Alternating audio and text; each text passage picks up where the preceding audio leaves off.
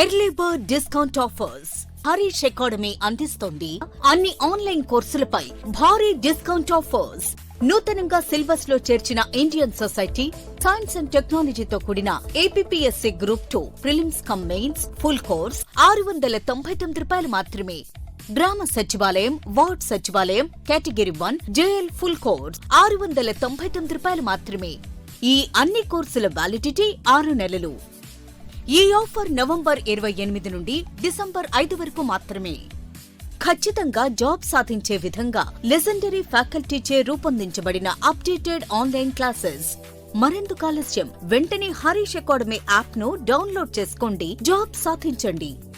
Harish the best academy. Phone number 8341116915.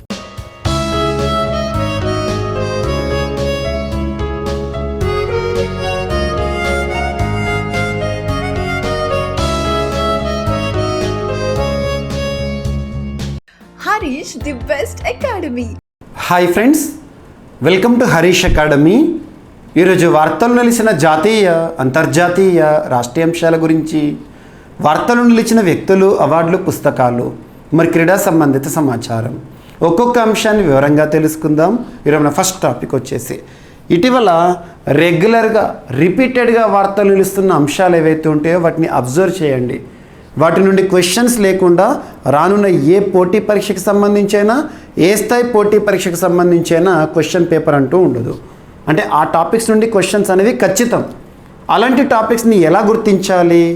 రెగ్యులర్గా రిపీటెడ్గా మనకు వార్తల్లో కనబడుతూ ఉంటాయి.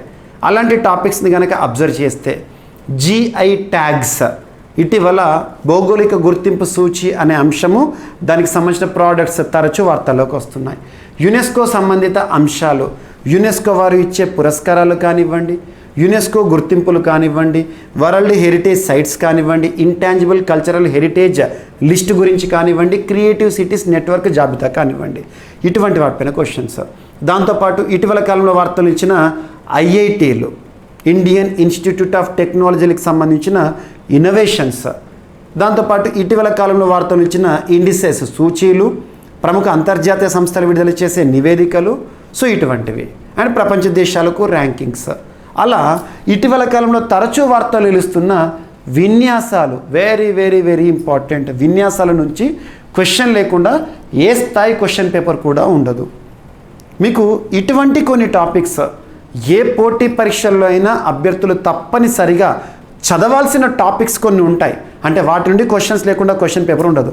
అటువంటి టాపిక్స్ని నేను జీవీకే స్టడీ సర్కిల్ యాప్లో, జీవీకే స్టడీ సర్కిల్ యాప్ ఇప్పటివరకు ఇన్స్టాల్ చేసుకుని వారు ఎవరైనా ఉంటే ఇన్స్టాల్ చేసుకోండి.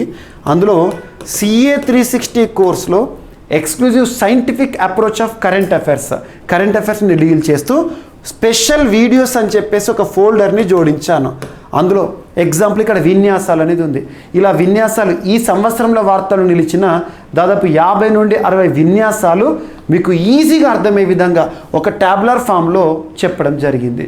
మీకు కొన్ని వీడియోస్ ఈ కోర్సులో ఫ్రీ వీడియోస్ కూడా ఉంటాయి, వాటిని చూడండి, మీకు ఒక అవేర్నెస్ అనేది క్రియేట్ అవుతుంది. సో జీవీకే స్టడీ సర్కిల్ యాప్ని ఇన్స్టాల్ చేసుకోండి. అక్కడ స్పెషల్ వీడియోస్, ఇందాక నేను మీకు ప్రస్తావించిన అంశాలు ఏవైతుంటాయో వాటిలో మోస్ట్ ఇంపార్టెంట్ టాపిక్స్ నేను కవర్ చేస్తున్నాను. సో చూడండి. సో ఇక్కడ ఏదైనా ఒక విన్యాసం వార్తల్లోకి వస్తే ఏం చూడాలంటే, వార్తలు నిలిచిన ఆ విన్యాసం యొక్క పేరుని చూడాలి. సెకండ్ వచ్చేసి ఎన్ని దేశాలు ఆ విన్యాసంలో పాల్గొంటున్నాయి. థర్డ్ వచ్చేసి ఆ దేశాల పేర్లు ఏంటి, పార్టిసిపెంట్స్ ఏంటి. నెక్స్ట్ త్రివిధ దళాల్లో వార్తలు నిలిచిన విన్యాసం ఎవరికి సంబంధించింది? ఆర్మీకి సంబంధించిందా, ఎయిర్ ఫోర్స్కి సంబంధించిందా, నేవీకి సంబంధించిందా. నెక్స్ట్ వార్తలు నిలిచిన విన్యాసం ఎక్కడ జరుగుతుంది, ఎక్కడ. మొదటి విన్యాసం ఎప్పుడు జరిగింది, ప్రస్తుత విన్యాసం ఎన్నవ ఎడిషన్, మరియు ప్రత్యేకతలు. ఇలా అడుగుతారు ఎగ్జామినేషన్లో. ఈ పాయింట్స్ కవర్ అయితే సరిపోతుంది. సో ఇక్కడ ఉదాహరణకి తీసుకుంటే ఇటీవల వార్తలు ఇచ్చిన ఒక విన్యాసం సూర్యకిరణ్ పేరుతో జరిగింది. సూర్యకిరణ్ విన్యాసం పేరు సూర్యకిరణ్. విన్యాసం పేరు గుర్తుంచుకోవాలి. ఈ విన్యాసంలో ఎన్ని దేశాలు పాల్గొంటాయంటే 2 దేశాలు. ఏంటి ఆ దేశాలంటే భారత్, నేపాల్. త్రివిధ దళాల్లో ఏ దళాలకు సంబంధించిందంటే సైనికం, అంటే ఆర్మీ, సంయుక్త సైనిక విన్యాసం, సంయుక్త సైనిక విన్యాసము. సో ఎక్కడ ప్రారంభమైంది ఈసారి జరుగుతున్న విన్యాసం ఎక్కడ అంటే భారత్ ఆతిథ్యంలో ఉత్తరాఖండ్ రాష్ట్రంలోని పితోర్ఘర్ అనే ప్రాంతంలో ప్రారంభమైంది. పితోర్ఘర్ ఉత్తరాఖండ్ రాష్ట్రం అని గుర్తుంచుకోండి.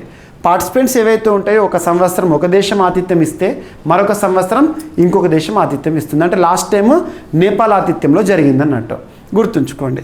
మరి నెక్స్ట్ ఎప్పుడు ప్రారంభమైంది ఈ సూర్యకిరణ్ పేరుతో విన్యాసాలు మొదటిసారి ఎప్పుడు ప్రారంభమైనాయి అంటే 2011 సంవత్సరంలో ప్రారంభమైంది. ప్రతి ఏటా కూడా వార్తల్లోకి వస్తూ ఉంటుంది. మరి ఈ విన్యాసము ఇప్పుడు ఎక్కడ ఎన్నవ ఎడిషన్ అంటే 17వ ఎడిషన్ 17th ఎడిషన్ 17వ ఎడిషన్ ఇటీవల వార్తల్లోకి వచ్చింది. ఎక్కడ పితోర్ఘర్లో జరుగుతోంది. ఇది ఒకటి ఇంపార్టెంట్ పాయింట్. సో ఈ విధంగా వార్తలు నిలిచిన విన్యాసాలు ఏవైతే ఉంటాయో వాటిపైన ప్రత్యేక శ్రద్ధ చూపండి. పోటీ పరీక్షలో ఖచ్చితంగా ఒక ప్రశ్న విన్యాసాలపైన అడుగుతారు. నెక్స్ట్ కంటిన్యూషన్గా ఇంకొక విన్యాసం గురించి ఇక్కడ మనం చూద్దాము. సో ఇటీవల వార్తలకు వచ్చిన అస్ట్రాహిండ్ అనే ఒక విన్యాసం రీసెంట్గా వార్తల్లోకి వచ్చింది. ఈ విన్యాసం పేరు గుర్తుంచుకున్నారు కదా. ఎన్ని దేశాలంటే 2 దేశాలకి సంబంధించిన సంయుక్త విన్యాసం. ఆ 2 దేశాలు ఏంటి అంటే భారత్ ఆస్ట్రేలియా సంయుక్త విన్యాసం. త్రివిధ దళాల్లో ఎవరికి సంబంధించిందంటే సైనికులకి సంబంధించి సంయుక్త సైనిక విన్యాసం. భారత్ ఆస్ట్రేలియా సంయుక్త సైనిక విన్యాసం పేరు ఆస్ట్రాహిండ్.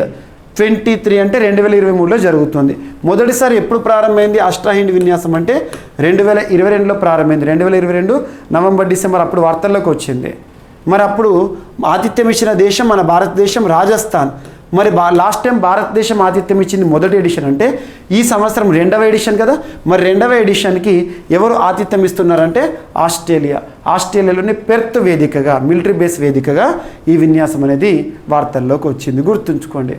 జాయింట్ ఆర్మ్డ్ ఫోర్సెస్ అంటే సంయుక్త సైనిక విన్యాసం. విన్యాసాలపైన ఖచ్చితంగా క్వశ్చన్స్ వస్తాయి.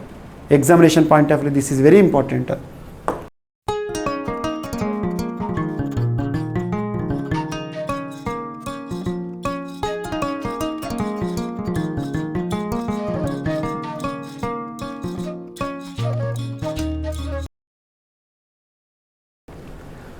అండ్ నెక్స్ట్ వచ్చేసి నేషనల్ క్యాడెట్ కార్ప్స్ ఎన్సిసి అంటాం. NCC youth wing of Indian army అంటాం.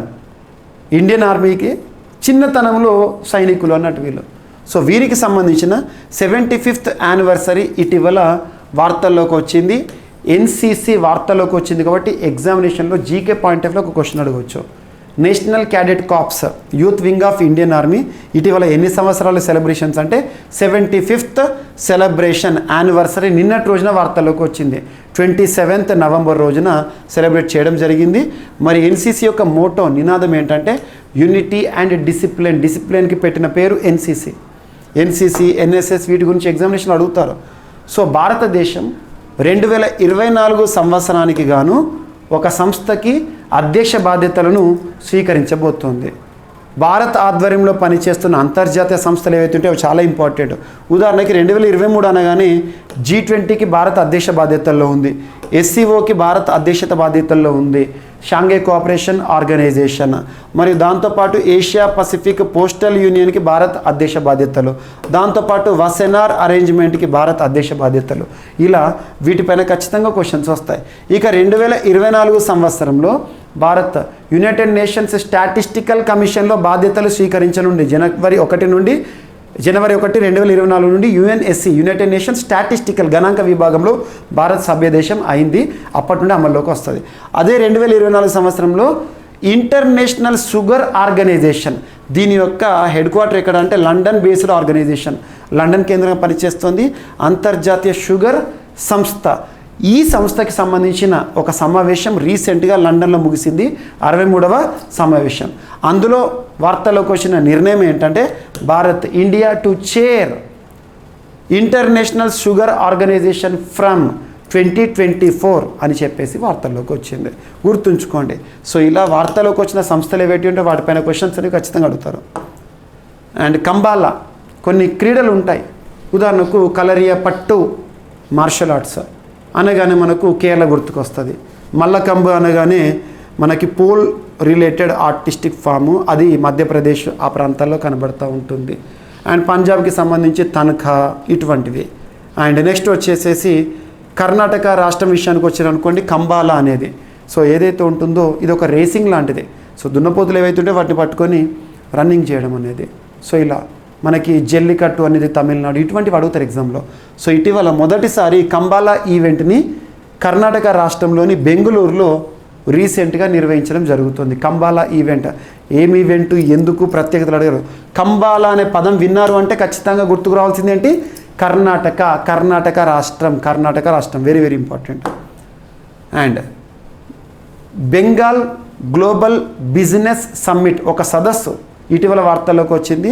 బెంగాల్ కోల్కతా ఆతిథ్యంలో 7th ఎడిషన్, ముఖ్యంగా వ్యాపార సంబంధిత అనుకూలతలకు అవకాశాలకు బెంగాల్ మీన్స్ బిజినెస్ అని చెబుతూ బెంగాల్ రాష్ట్ర ప్రభుత్వం ఆధ్వర్యంలో మమతా బెనర్జీ గారు హాజరైన ఒక program Bengal global business summit ఇటీవల వార్తల్లోకి వచ్చింది. And next department of social justice and empowerment లేదా ministry of social justice and empowerment, కేంద్ర సామాజిక న్యాయ సాధికారత వ్యవహారాల మంత్రిత్వ శాఖ, ఆ మంత్రిత్వ శాఖ మరియు ఇస్కాన్, కృష్ణా టెంపుల్స్ మనం చూస్తాం కదా, ఇస్కాన్ మధ్య కుదిరిన ఒక ఒప్పందం నషా ముక్త్